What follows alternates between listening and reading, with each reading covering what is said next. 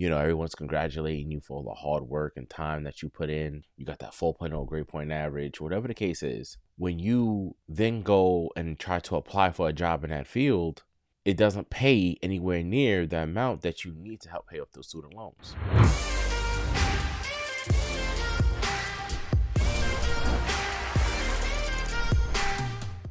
Hey, what's going on? Welcome back to another episode of the Believe in Self podcast. My name is Greg. If this is your first time here, welcome. If you've been a long time subscriber, thank you again for showing your love. In today's episode, and the reason why I named this episode School is for Suckers, is because I believe currently with this market and the way things are going, that college isn't really meant, or college doesn't really do what it did, let's say 30 years ago, unless you are in one of the several different programs such as science, technology, engineering, medicine, or law. And the reason why I say this is because when you go to school and you take out all these student loans, what a lot of people don't think about and realize, because they're so excited to get into that field and they just want to do what they do, they want to help people, is that you may take out $50, $60, $70, $300,000 in loans, and then when you graduate, you got that degree and you're walking down the aisle and everyone's congratulating you for all the hard work and time that you put in. You got that 4.0 grade point average, whatever the case is. When you then go and try to apply for a job in that field, it doesn't pay anywhere near the amount that you need to help pay off those student loans, on top of living expenses. So what I find that is, a lot of people, let's say for instance, shout out to my teachers. I have nothing against y'all. Y'all do an amazing job with the children, and it's definitely a calling, because I know I couldn't be a teacher. I couldn't do it, couldn't know how I was in school. But for instance, you have people who want to be teachers. I'm just using this as a general example, and they'll take out all these student loans to go to school, and then when they come out, they don't realize that, one, it's really hard to get into a school district. So some of them might go into work in a daycare. They might go work at a charter school. They might try to start their own type of program. I get it. You want to help people. But sometimes with those types of fields and industries, helping people is going to make you struggle. And you may love what you're doing. You may be fulfilled. But at the end of the day, you don't want to be 50 years old still paying off student loans. And you're sitting here looking at yourself like what the hell did I do? I should have went to school for something else. And it's crazy because I was watching a TikTok a few days ago, and this woman was saying that she had I believe it was $86,000 in student loans, and she had gotten a tax refund of some sort, and she put down a significant amount.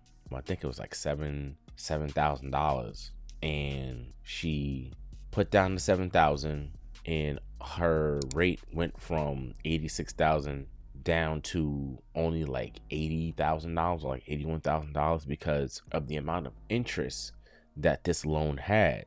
To me, that's ridiculous. I couldn't find myself not thinking about, okay, when I take out all these student loans, what industry am I going to get into in order for me to pay these student loans back? And you're young, you're 18, you may not have had the guidance from, let's say, your parents, your grandparents, or somebody that you've known that has the experience to help you get through that, and to say are you sure this is something that you really want to do? Maybe try doing something that's a trade school or something like that. And we all get caught up because they'll allow you to take out $100,000 in student loans, but if you try to go to the bank and get $100,000 to invest into something, now you got to show all this paperwork. It's ridiculous to me. I never understood it. I still don't understand it, and I think it's pretty backwards.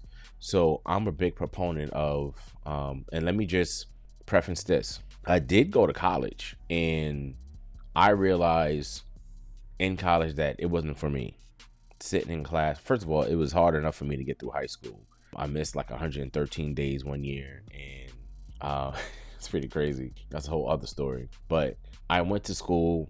It wasn't for me. And then while I was home during my recovery, I actually did University of Phoenix I got like my associate's degree in like business management. And I can tell you right now, nothing I learned in that business program helped me run the business I'm running right now. And it's a shame that you have people who aren't successful business people teaching business. Doesn't make sense to me. What can you really teach me? But that's a whole other topic. So my suggestion, if you're a young kid or you're somebody who's looking for like a career change or something like that, think about the field you want to get into. See what the top pay is. How long would it take you to pay back your student loans? You have to do all this math. I know you're excited to get into the field because this is what you really want to do. Maybe your mom or dad was like, one of whatever it was, like a social worker. Shout out to them because they do great jobs. Maybe they want to do that. Fine. But you have to think about now with the cost of living being where it is, it's so expensive to buy food. If you need a car to get around in certain states, then you have to worry about car insurance and things like that, utilities, rent. So everything's going up. So just consider all your options. You can go to a trade school. If you can get into one of those STEM schools, law. The number one field right now for millionaires is insurance. Who would have thunk it? And I'm not talking about like Prime America or anything like that, but you're actually going to work for like a State Farm, a Geico, GMAC or something like that, and having like your own office. And not just selling car insurance, but like life insurance and things of that nature. So that's my 2 cents on college. And that's why I think that's why I say like schools for suckers, unless you're doing like, you're going to like a STEM or law, you're going to a trade school, engineering. Well, that would be part of the STEM, but yeah. So that's it.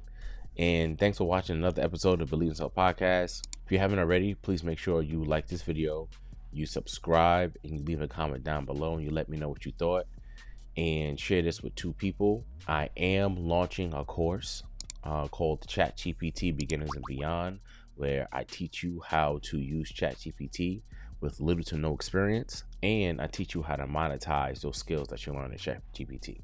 All right, so make sure you subscribe to stay up to date and hit that bell button so you get alerts when I post new videos.